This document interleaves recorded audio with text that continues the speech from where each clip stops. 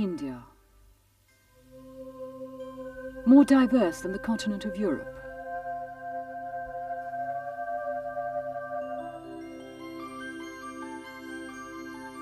Embracing varied religions.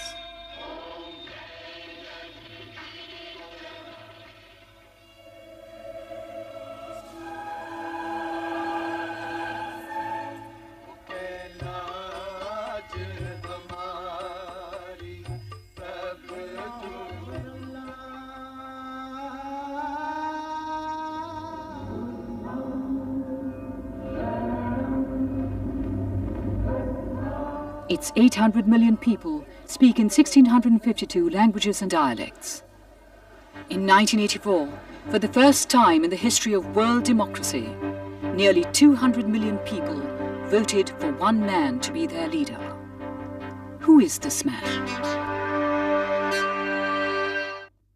Rajiv Gandhi impresses one who meets him as a decent person. Sweet-tempered. But one needs to know more than that.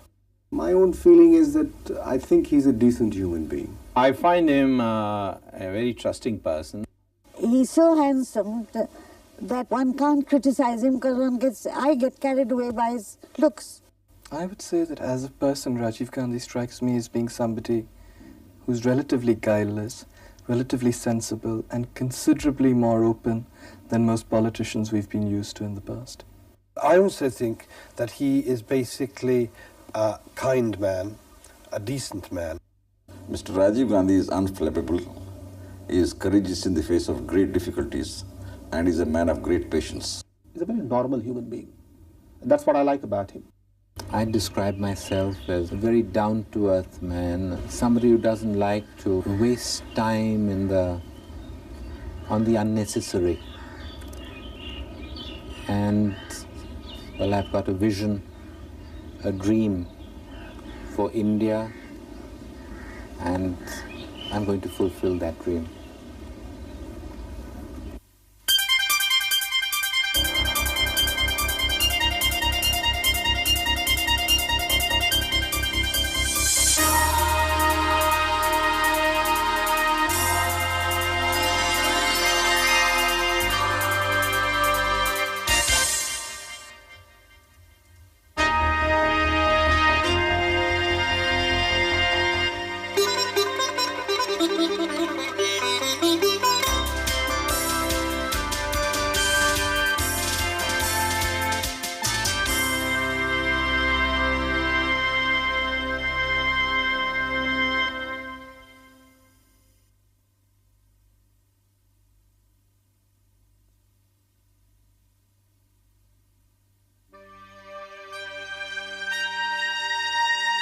A descendant of India's first political family, Rajiv Gandhi, a former airline pilot, entered the political arena as a member of parliament barely 3 years earlier.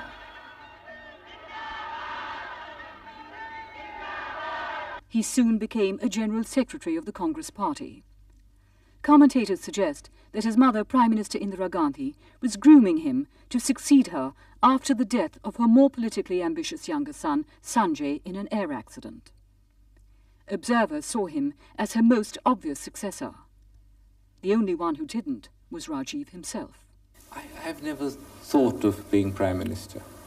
I've got a job at the moment of building up our party, and I think I've done a fairly good job in the past 2 years. He must have thought about it, they asked. It's the sort of thing every politician does think about. Yes, but I think it's too far removed to think about. We have a very good Prime Minister. But suppose, for some unknown reason, Mrs. Gandhi couldn't continue as Prime Minister. Would he be willing to take up the reins then? I don't think that question's come up at the moment. If it comes up, we'll look at it then. The moment came only 6 weeks later, when his mother was brutally assassinated by her own bodyguards. The Congress party anointed Rajiv as their leader. That I will faithfully and conscientiously discharge my duties as Prime Minister for the Union. and the Indians gave him the biggest mandate in the history of world democracy. I think they were shocked by Mrs. Gandhi's death, and they really felt the country was on the throes of disintegration if they didn't give him strength. And that's why they gave him such an overwhelming mandate, which they didn't even give to Jawaharlal Nehru.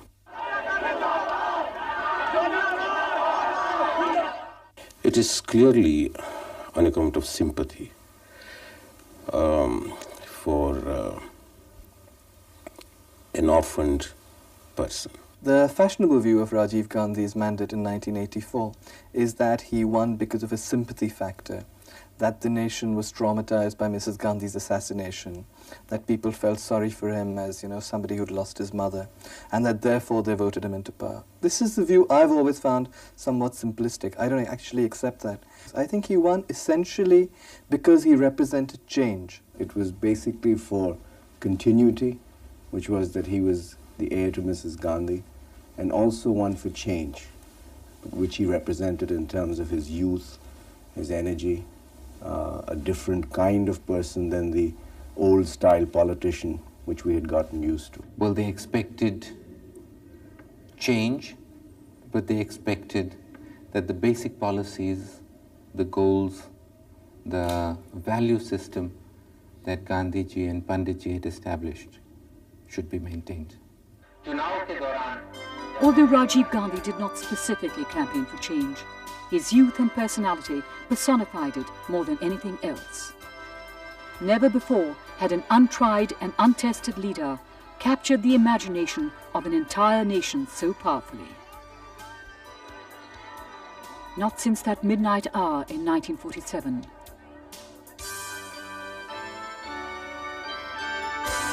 When India awoke to freedom, had there been such anticipation and excitement. A moment comes, which comes but rarely in history, when we step out from the old to the new, when an age ends, and when the soul of a nation, long suppressed, finds utterance.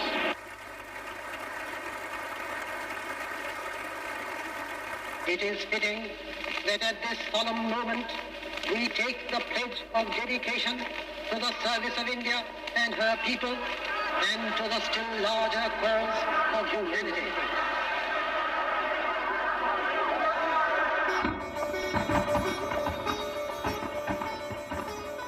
It was the New Year's Eve of '85. The dreams were high. The man was Rajiv Gandhi.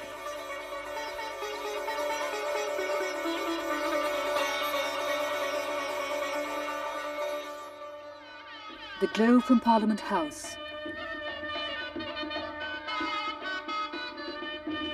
was lighting up the whole country.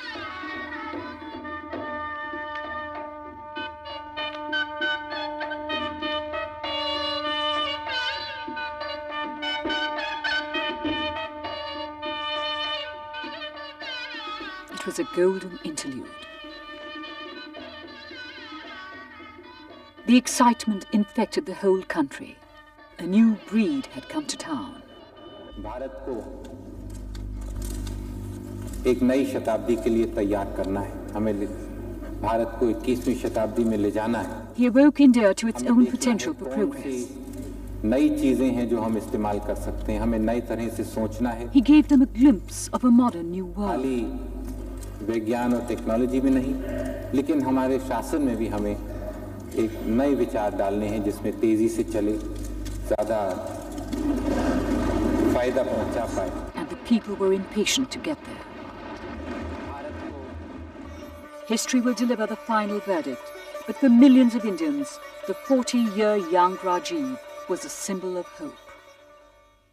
Well, it was a year of euphoria. It started with the election, and then it went on to him making a lot of very good statements. It did seem as though his government was working. He established himself very firmly, as I said, as Prime Minister. Well, I must say I was very enthusiastic.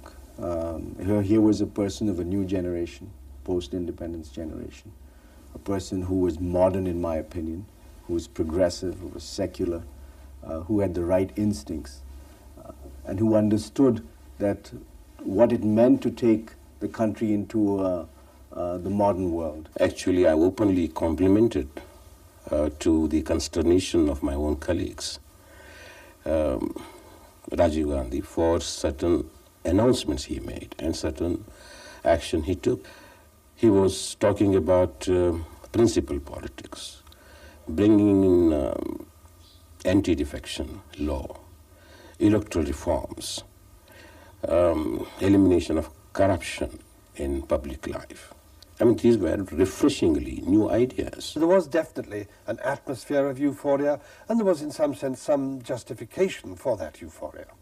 The euphoria is always too much, and everybody expects everything.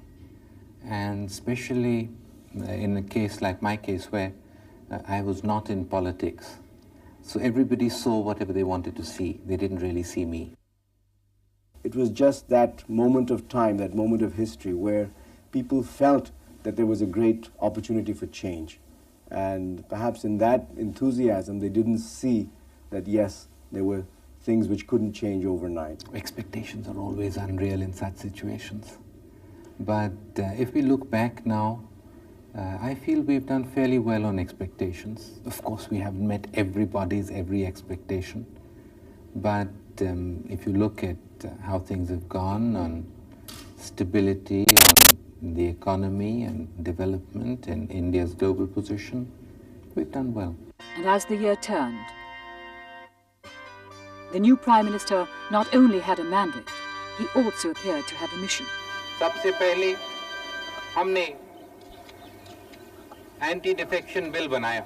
Within days of assuming office, his government ushered in the historic anti-defection bill. We saw what was happening in the states, what was happening at the center. We were getting into a phase of very promiscuous politics, and we needed something to stop that. I do think that the political system has gained by that, and it was courageous of him. Other prime ministers had not done it. He did do it.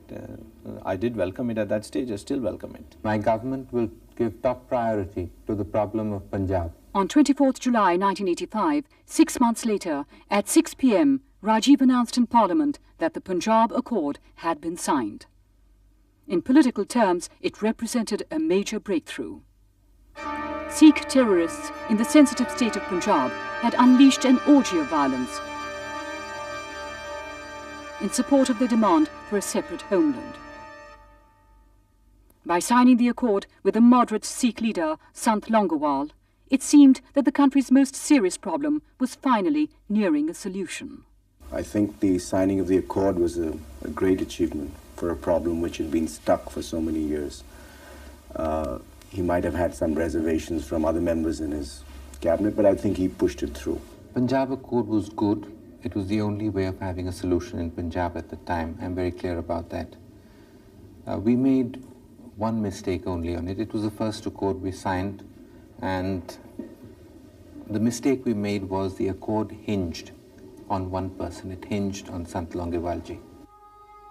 The assassination of Sant Longowal, barely 3 weeks later, by Sikh extremists, was a mortal blow to the prospects of peace in Punjab. When he was assassinated, we knew that we were going to have trouble with it, and we did have trouble. Then the Punjab elections took place, which was another very great achievement in spite of Longowal's assassination. And you had a government in Punjab. And Rajiv was very magnanimous in a way of saying, well, this is maybe the Congress is lost, but it's a victory for the country, which is wonderful. But from that date on, things started going wrong. The rest of the Punjab Accord was not lived up to. The Chandigarh was not transferred at a particular time. Things just went awry. I know we are accused of not fulfilling this and not fulfilling that. The most obvious one is the Chandigarh one, where they say that we should have transferred Chandigarh. But if anybody reads the accord, it says very clearly that Chandigarh will be transferred simultaneously with the transfer of territory in lieu of Chandigarh. The Chief Minister of Punjab specially asked me that Chandigarh should not be transferred because he was not in a position to transfer the territory. What we have done is that we have today got the Gurdwaras functioning normally as holy places where prayers are conducted. The Golden Temple has the full Maryada restored, and in no Gurdwara are there terrorists hiding and taking refuge anymore. 3 weeks later, on India's Independence Day, 15th August 1985, at Red Fort, Rajiv announced, मैं आपको आज बता सकता हूं कि कल रात को, बल्कि आज सुबह करीब 2:45 बजे एक समझौता हुआ है आसाम के विद्यार्थियों और भारत सरकार के बीच में. Another serious internal problem caused by ethnic tension and violence in the northeastern state of Assam. The finalization of that accord was another breakthrough. Improvement in productivity, absorption of modern technology, and fuller utilization of capacity must acquire the status of a national campaign. Simultaneously, Rajiv ushered in rapid-fire economic liberalizations, announcing his intention to lead India into the high-tech world of the 21st century. By removing controls and bureaucratic bottlenecks that had cramped economic progress, he gave India's traditionally sluggish economy an aura of dynamism and direction. If India is not able to cope and survive in a very tough global economic environment, our independence will be threatened. In considering the economic achievement of India, it should be remembered that India is 1/3 the size of the United States with 3 times its population. When India solves problems, it solves the problems of 1/5 of humanity. So it's very essential that we strengthen our economy to cope with these global challenges. And if India is to take its rightful place amongst the leading nations, then we need a strong economy. And that's what we've been doing. Soon Rajiv's presence was felt overseas. His first major foreign visit as Prime Minister was to the USSR on the 21st of May 1985. Even though a relative unknown by international standards, Rajiv scored one measurable and dramatic success. He quickly developed a rapport with Mikhail Gorbachev. When I speak with him, I find him very open and forthcoming. Mr. Gorbachev, when I first met him, incredibly, I found that his thinking was very close to mine. The problems that he saw in the Soviet economy were very similar to what I found in mine, in India's here. What we were both looking for was a much more democratic international environment. We were not looking to build blocks to challenge others or to strengthen this block and be one versus another, because we felt that that was not the way civilization should move. Within 3 weeks, he had met and been welcomed by the leaders of the 2 superpowers.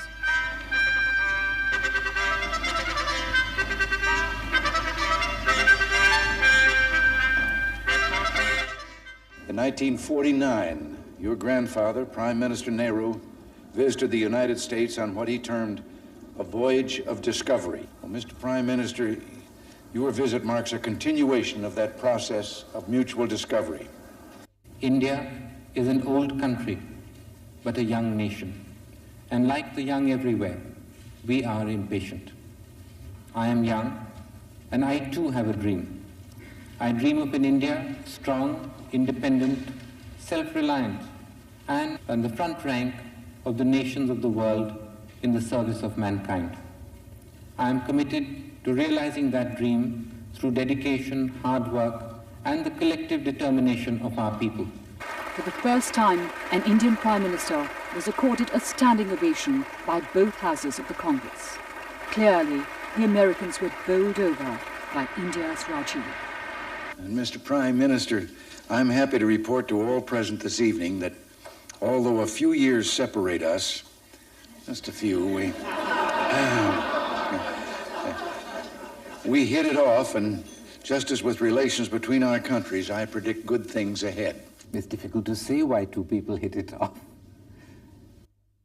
I found President Reagan very straightforward, very honest. He was interested in a few things. And he was really interested in those and he wanted to get them done. If he wasn't too interested in something, then it didn't seem to bother him too much.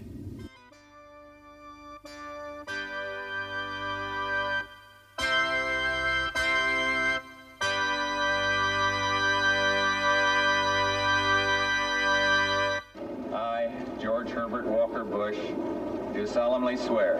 I find him a very open man, very forthcoming, much more international experience than his predecessor. I feel that we can get a lot done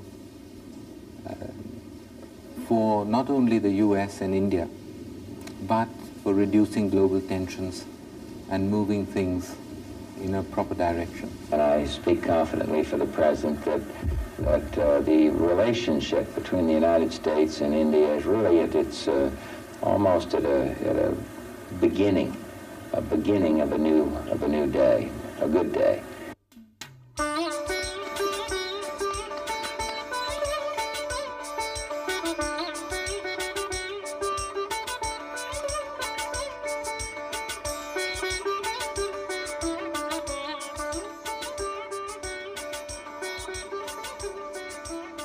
Back home in India, Rajiv was facing the very same problems of Gorbachev in the USSR and Deng in China, of bringing about change. Change from the agrarian culture to the technological culture, from the bullock cart to the satellite.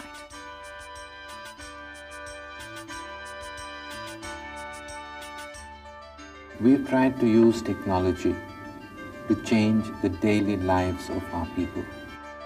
Why was it that we could launch a satellite and make rockets, but we couldn't give drinking water? And we found that it wasn't a lack of technology, it was a lack of being able to apply the technology at the right point. The system wasn't working. And that's where the technology missions came in. He has basically said to the nation and to me and all our technologists that we will give drinking water in 5 years. We will have immunization in so many months. Technology for expediting the process of literacy. I want telecom in the country, so he has said, use technology to deliver on this. For the first time we find that results are actually showing. Technology is arriving where it's meant to go and where it's best, where it's most needed to the weakest people in our country. In the eyes of the public and the press, Rajiv could do no wrong. The urban Indian identified closely with him, with his wit. Billiards, you strike one ball to hit another. Maybe sometimes we have to do the same thing. You have to be very careful with the amount of power you apply. It has to be just right, not too much, not too little. You have to be very precise. It has to hit at just the right spot, otherwise it doesn't work out. And of course, once the ball falls in the pocket, you pick it up and put it right back on the table again. He identified with his combination of modern dynamism and good old-fashioned values. The rural Indian saw his modernity as a possible means of deliverance from their ancient bondage of caste, poverty, and feudal exploitation. By 1986, the pendulum started swinging back. Controversies, confrontations, crises in quick succession. Enough to break the best of political leaders. You've got to remember that he started off with a massive majority, and very high hopes. So it was a natural tendency for this to sort of come down in a normal course. Nobody could be at that height all the time. I think what happened to Rajiv Gandhi was simply fact of historical necessity. It's easy to say in retrospect he did this wrong or he didn't do this as well as he should have. I don't think it was that. I think anybody in that situation would have faced the kind of problems he did 3 years into his mandate. What was the worst crisis that Rajiv's government faced? To my mind, I think the worst political crisis was Bofors. I personally would reckon that the worst political crisis Rajiv faced was in 1987, when he was very nearly dismissed by Gyani Zail Singh, who was then President of India. I think the Bofors is without question the biggest crisis. I think the worst crisis that Rajiv Gandhi's government faced was when there were all these reports and all these suggestions and evidence that the president was plotting to try and force him to resign. Oh, without doubt, the Bofors. Oh, very clearly the drought, very clearly. It was the biggest challenge that we faced, and, well, I'm glad we were able to overcome it. A major crisis that lay in wait was from the unlikeliest of sources, President Zail Singh. Reports appeared that the president was contemplating the dismissal of Rajiv Gandhi's duly elected government. No president has the right, forget Zail Singh and Rajiv Gandhi, we'll forget the personalities concerned. No president has any power of dismissing a prime minister so long as the prime minister and his party enjoy the confidence of the House. Differences between the president and the prime minister seem to be leading into the most serious constitutional crisis that the country has witnessed.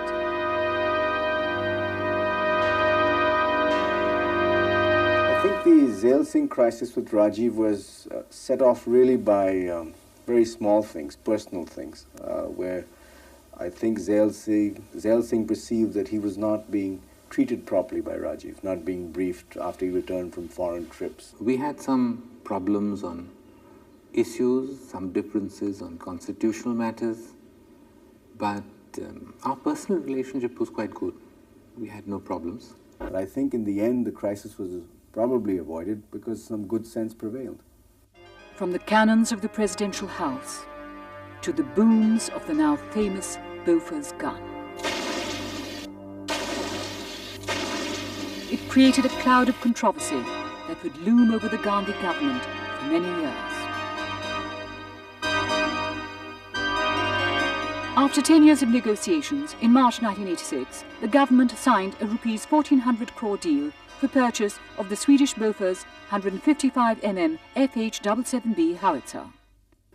The army is very happy with the gun, and under the particular circumstances, keeping in mind the type of weapons that are available to our, those who threaten us, the army decided that the Bofors was the best weapon available for the price. The price was rock bottom compared to any previous Bofors sale.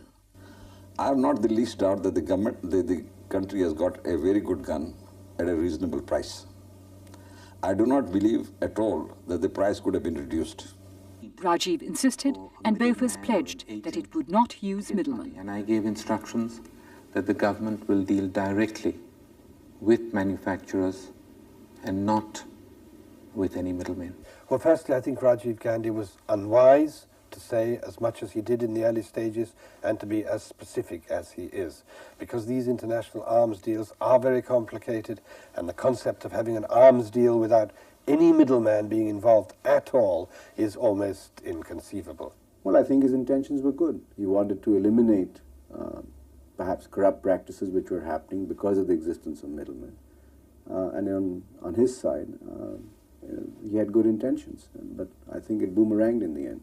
In April '87, the national Swedish radio broadcast that alleged kickbacks had been paid by Bofors. It was our government that initiated the inquiries into the Bofors allegations. It was we that asked the Swedish government to institute an inquiry, and the Swedish government did so. The Swedish Audit Bureau revealed that it had in fact paid out Rs 64 crores. Bofors explained that the only way to fulfill the Government of India's demand to remove middlemen was to undo old and existing contracts dating back to 1978 by paying them compensation. And the 64 crores were the winding-up charges. It was on the report of the Swedish government's inquiry that we started actions, and we are following up very thoroughly And I'm confident that we will be able to find out who has got the money. The opposition and certain journalists took it up as a crusade to search for links between Bofors payoffs and Rajiv. I don't have anything to show that, he is personally corrupt. All the proof that has emerged about Bofors and various other deals, there's not a shred of evidence that links him personally to those deals. I don't think, anybody has made a specific charge that, he himself was the beneficiary. Still, the speculations, accusations, and inferences persisted. As I understand it, the opposition is alleging that people close to Rajiv Gandhi, his friends, profited from various governmental deals. Nobody suggested that he took the money himself. Well, I know it's very easy to make charges. I am not one of those irresponsible persons, who would like to fling charges against somebody, without having sufficient evidence. Surmises, assessments, conclusions. I think the crisis is certainly grown out of more his remarks in Parliament than in the nature of what has happened. I think that's really what's harmed him, more than what has really happened. Yes, perhaps we were a little too open and a little too quick, because we knew we were clean, we had no problem. And that got us caught in a web, so to say. It was the first major attack that our government came under, and we relied on truth. The opposition relied more, like Goebbels, on this repeating, and saying that something will stick. I think the opposition has overdone this issue very much, and I think they have given the impression that they are only interested in one thing, which is Bofors. They have no alternative policies to offer, nothing to offer, except an attempt to discredit the government and the Prime Minister through Bofors. Trusted friends whom Rajiv had inducted into politics resigned or were expelled, creating an air of tension and betrayal. No, I don't feel betrayed in that sense. I feel I made a bad judgment. It's really a question of your own judgment. I don't think people betray you. It's your judgment that goes wrong. Where I went wrong was on my assessment of their being able to cope with power. It's not that easy to cope with power. As political controversies grew, sections of the press joined in to vociferously criticize Rajiv's government. Criticism doesn't affect me in the sense that it gets me all het up or worked up. If I find that it is reasonable and there is a weight in what is said, then I try to do something about it. If I decide that it's irrelevant and motivated, then I just ignore it. I scan through most of them. If I find something interesting, I read it. Our press is absolutely free. In fact, I feel sometimes that it's even worse than your press. Press must, first of all, be responsible. It must also be really free to say what it thinks is the truth, and not be guided by internal pressures or financial pressures or control from employers or others. I would say that the Indian press is generally fair-minded, that it is, it gives the government's point of view. It does a good job of reporting. The majority is very clearly fair-minded. The editors, the working journalists, I think are very well balanced and objective. But there are a few who break the rule. I have not the least hesitation in saying that a substantial section of the press has been less than fair-minded, has been less than responsible. In fact, it has been positively partisan and irresponsible. And in the process, it has done a great deal of harm. I think, unfortunately, the opposition is not performing the role it should. The press, in many ways, is the real opposition rather than the parliamentary opposition. You know, this publicity that is given, I can understand to some extent it makes news. You know, if somebody who has a clean record is accused of corruption, it makes news. And people start believing that, look here, even he that kind of thing. This is not only the Indian press. You'll find that it happens all over. You'll find that, say, Reagan, the first few years, he's wonderful, the best president we ever had, and then something like Iran Gate hits, and then he's the biggest goof you ever found on the earth. The press goes in these kind of cycles. I think that on the whole, though, throughout my 20 or more years in India, I have always felt this, that your press is, on the whole, a very negative press about this country. It says things about this country, the general view which it puts forward about this country and about its governments is a very negative one. Well, they went overboard during the first year and a half, 2 years. And then they suddenly decided that they had a change of mind. First, there was nothing that I could do that was wrong, and then there was nothing that I could do that was right. Of course, neither is true. Rajiv's day begins at dawn, and at 9 in the morning, he meets people from all over India at his Racecourse Road residence.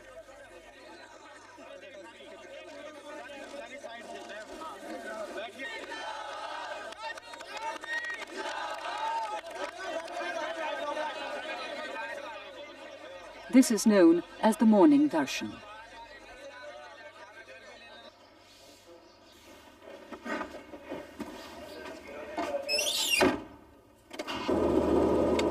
Rajiv is one of the few prime ministers who often drives himself to work.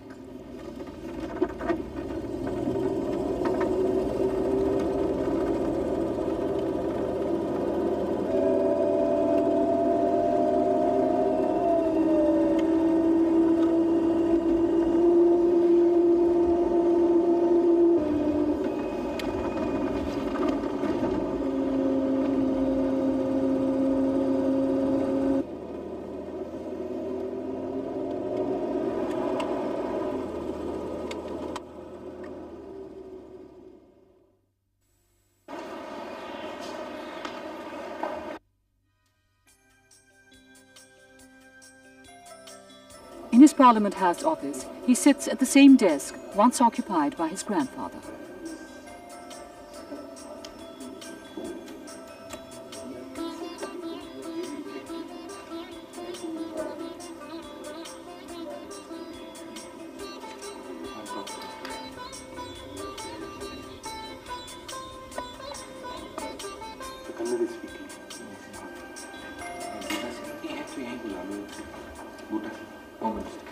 Just next door, his private secretary's office bustles with waiting visitors.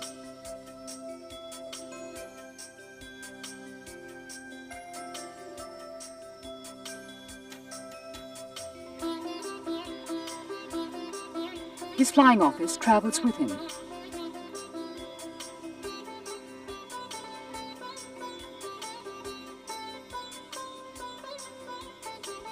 These boxes contain files for decisions to be taken of national importance.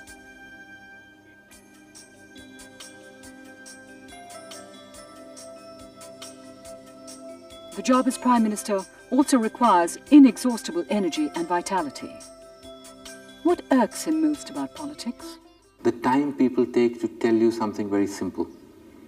People seldom get to the point. They go round and round trying to hint at what they're trying to say, and I find it very irritating. Like I said, I like things straight. Rajiv works a 100-hour week.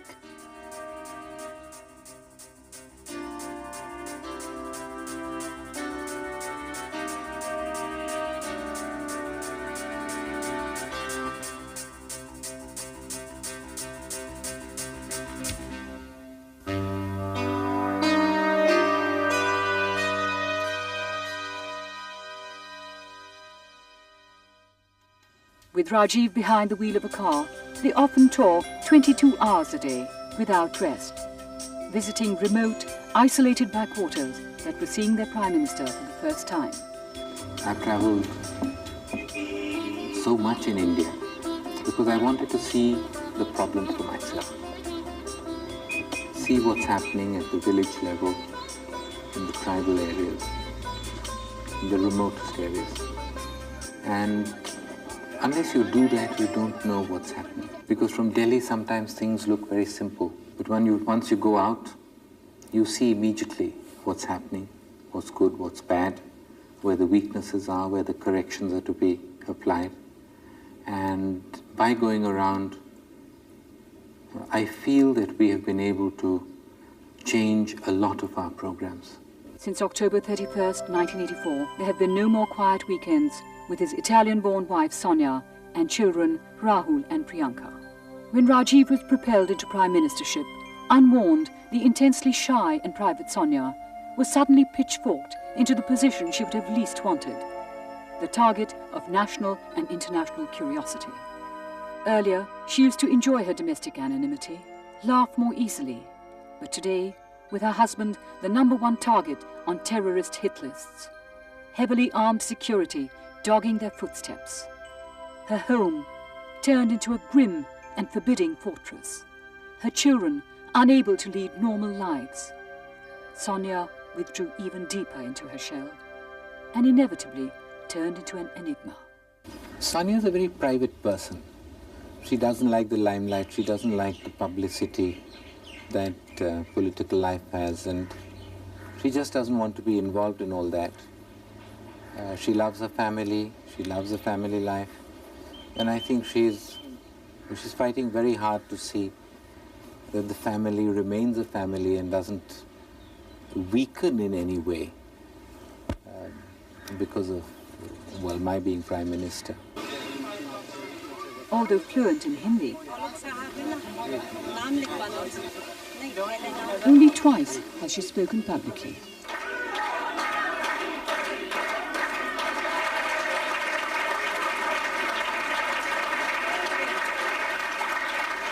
I'll say only 2 words, Jai Hind. मुझे इस पनडुब्बी का नाम भारतीय नौसेना पनडुब्बी शल्की रखने में बहुत प्रसन्नता हो रही है। ये पनडुब्बी तथा इसमें चलने वाले सदा भाग्यशाली हो।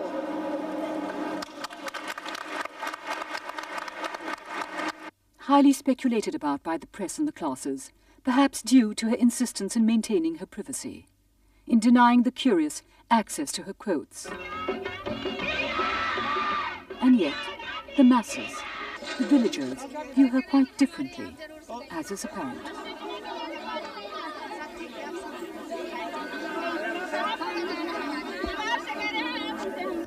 She's with me on almost all the tours where we go to the rural areas, where we visit the weakest sections, the poorest people. Well, she has a lot of dard for the people of India. And you can see it when she goes into the houses and talks to people. Sonia has also adapted very well to life in India, not just living, but she is in fact more Indian than many Indian women that one sees and meets.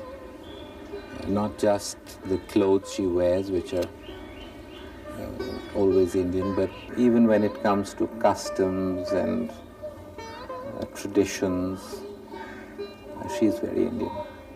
I think she learnt it all from my mother, and in some things I think she knows even more than I do.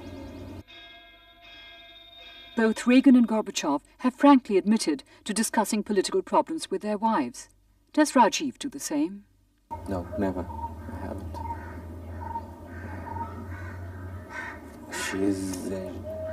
She's not really interested, because then she gets involved, and well, we just decided that we would keep these things apart. I don't think she likes politics, but she gives me full support in my work, in what I am doing, without being involved in it in any way. The only thing that she does do is she goes to Amethi. She looks after some of the eye camps and medical camps in Amethi. But not even the Amethi politics. Despite domestic problems, many of which are endemic to a country as vast, populous and diverse as India, on the world stage too, Rajiv took initiatives on disarmament. His struggle against apartheid strengthened India's role as a leader and spokesman for the Third World. I sit on a man's back, choking him and making him carry me, and yet assure myself and others that I am very sorry for him and wish to lighten his load by all possible means, except by getting off his back.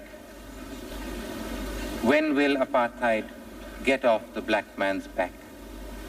Every pressure must be applied. India has never wavered. At the end of his first term, Rajiv Gandhi has fully established his country's primary influence in South Asia. I would like to reiterate here the profound appreciation of the people of the Maldives to the government of India for having responded positively and swiftly to our request for military assistance to help overcome the mercenary aggression. The Indian action not only helped to uphold democracy in the Maldives. Under Rajiv's initiative, India helped thwart a coup in the Maldives.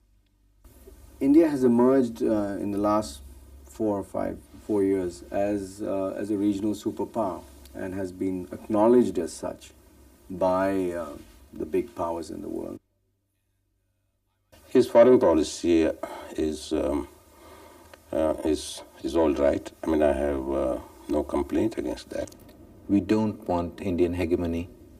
We don't want our view sort of forced onto people. I'm very clear about that. We want to carry everybody. We want to work together, remove tensions, and create a much more friendly atmosphere in South Asia.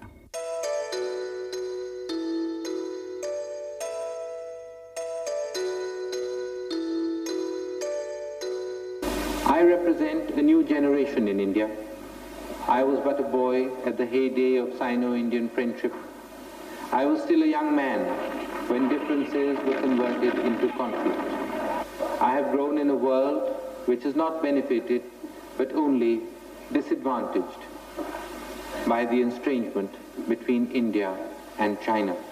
So after 34 years, an Indian Prime Minister broke through the Great Wall that separated the two countries for a handshake between the two estranged Asian giants. Age and youth stood enclasped for 4 historic minutes. Rajiv had succeeded for the first time in normalizing relations with both China and Pakistan. Countries that have been at war with India in the past and with which it still has emotive territorial disputes. For India, the challenge is not to be squabbling with Pakistan. We would like to open our borders, we'd like to end the tension areas and really have a very normal neighborly relationship.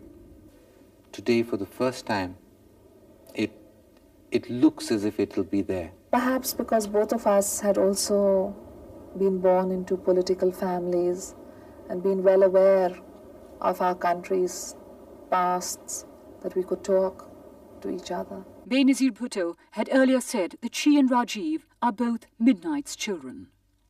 They are the first children from the independent generation to come to power.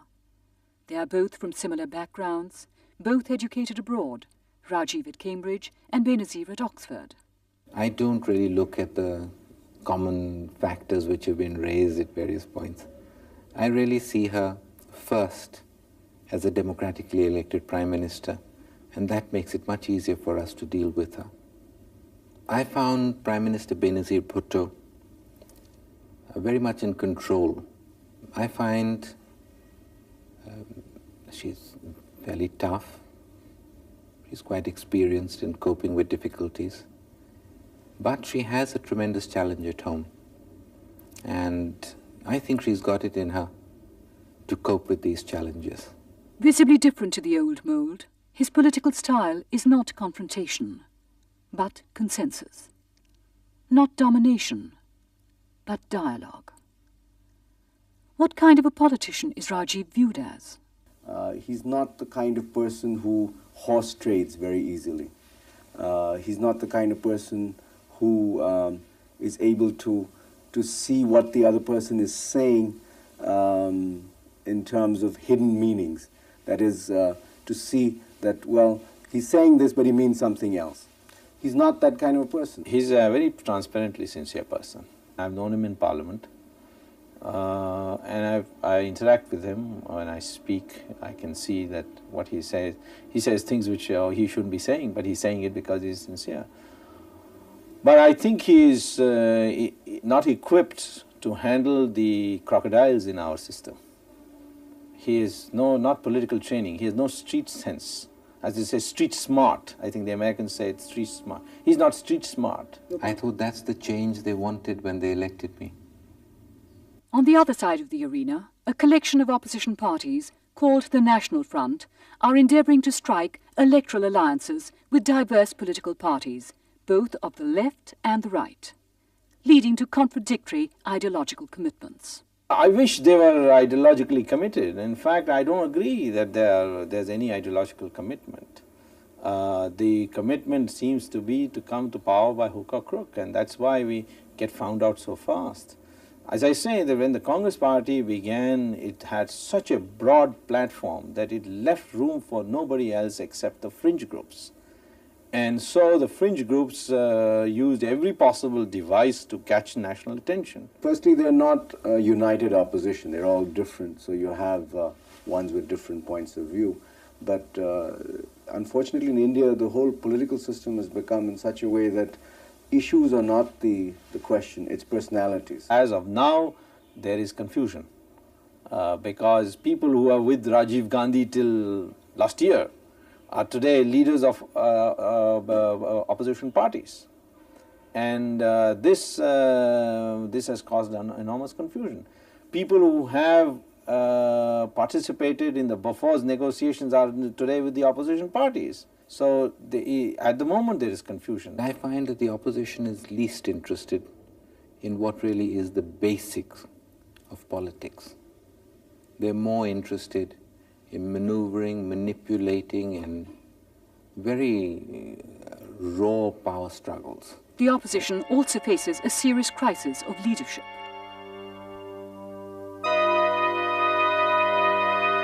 Well, I mean, there are several leaders of opposition, and that is a sad thing.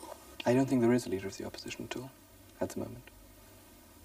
I don't think there ever has been in the Indian context, except for the brief period when Mrs. Gandhi was in opposition. I certainly would consider Chandrasekhar as one of them.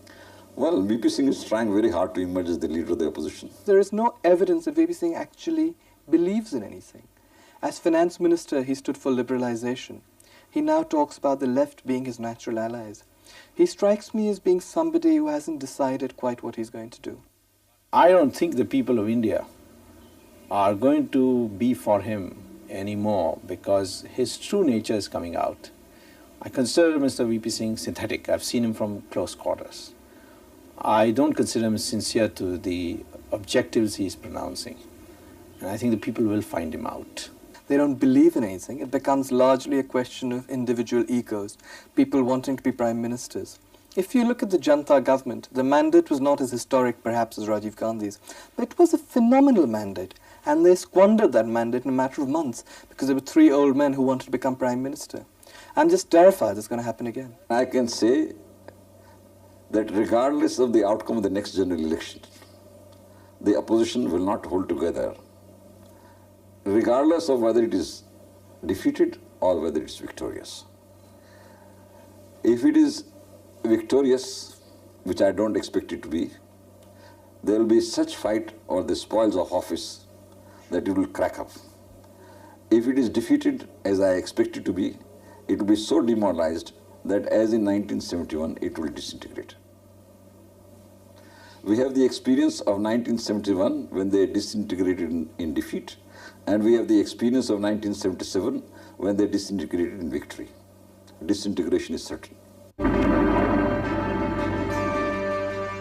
5 turbulent years of upswings and downturns, of trials and triumphs, and crises and challenges hurtling by at a dizzying pace.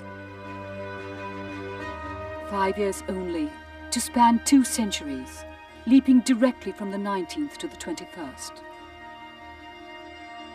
5 years to wipe away the world's impression of an old nation fearful of ideas, change and the future.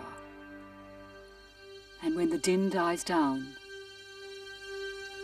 and the dust settles to the earth, the people of India will ask themselves, in these 5 years, what has Rajiv Gandhi brought to us? His most notable achievement is that he has given a stable government in the center. I also think that he has given a orientation to upgrading of technology, and that also I think is really his contribution. Rajiv Gandhi's great achievement is that he's seen as an Indian. He's not seen as a Kashmiri, a Punjabi or a Brahmin or whatever. He is seen as somebody who belongs to all of India and to every Indian. If he were to come back for another term, he would be better than he is in the first term. But I don't think he's going to get that chance. History will record the Rajiv 5 years in office as the period when India emerged as a regional power. From a private citizen to a public leader, from an airline pilot to a prime minister, would necessarily invoke changes in a man. I feel as a person I have not changed. I'm the same person that I was. But other things have changed. I was very comfortable with a small family, well-paid job with a lot of leisure time. And well, now it's all gone. The challenges are much greater. The perspectives have changed. The responsibility of seeing 800 million people enter a new world, so to say. Well, it's changed everything that I was doing and I am doing now. And if by some quirk of fate or politics, it came to be that he was not the Prime Minister? Well, I've now committed myself to working for people of India, for improving their lot, and to fight to make India's place in the world. That won't stop. I'll continue that. And if he could relive these last 5 years, would he do things differently? Well, I've been through a lot. One has learned a lot. And if I think back and try to see whether I would do things very differently, I don't think I would. Yes, if you go into the nitty-gritty and say, could this have been 2% this way or 5% that way, perhaps there'd be changes. But in substance, I wouldn't. But the one area that I think I have learned a lot about is choosing people. And I think I'd choose people much more carefully. Today, the office of Prime Minister carries with it not only the immense exercise of power, but it also carries the price of that power.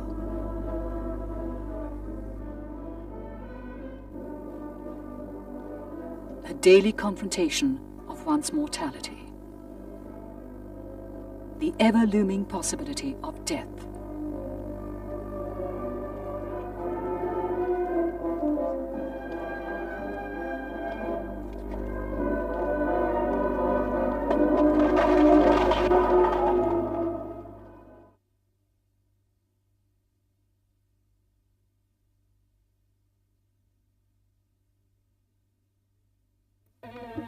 There have already been 2 attempts on his life.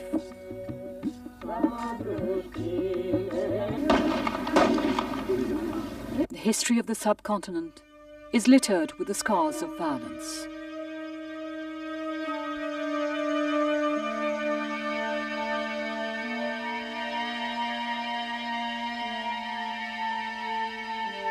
Here, the living are pilloried and the dead are canonized. Statues, memorials, mute symbols to remind us of the heavy cost of power. Is there some principle of nature which requires that we never know the quality of what we have till it is gone? As a target of secessionists, Rajiv Gandhi has lived and faced the last 5 years with death threats and danger.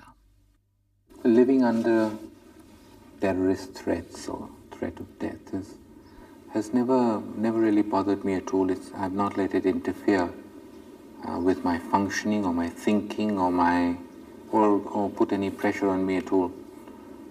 Yes, it's caused inconvenience because of the security arrangements and other problems. But if it comes to having to die for what you believe in, I don't hesitate.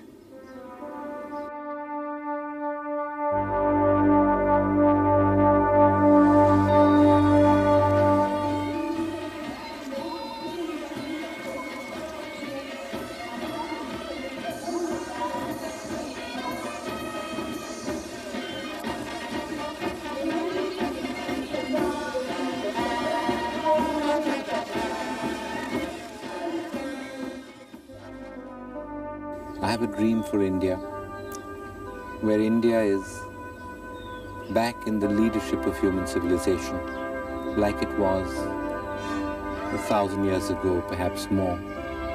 An India where poverty has been removed, where there is social justice, where every human being can live in dignity, where human rights are fully guaranteed, where the human being matters, where every living thing matters. But also an India which is economically strong, an India which has taken its rightful place in the world, an India which sends out its message of tolerance and compassion, of secularism, of one humanity to the whole world.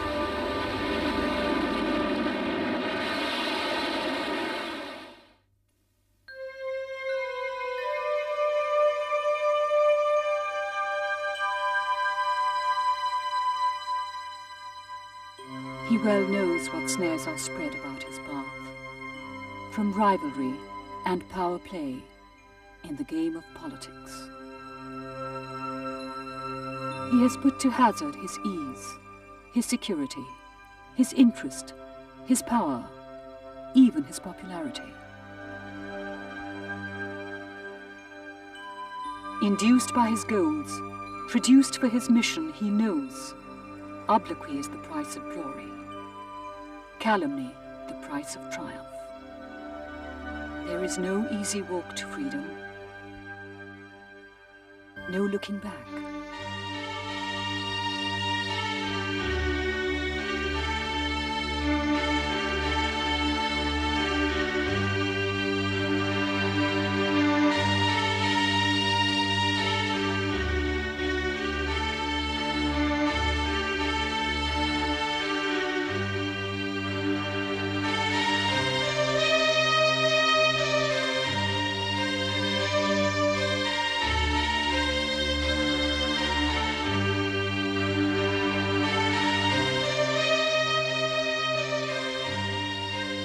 There's a dream to be realized, a destination achieved. He shall walk steadily onward on his chosen path, constituted guardian and defender, for time will do him justice.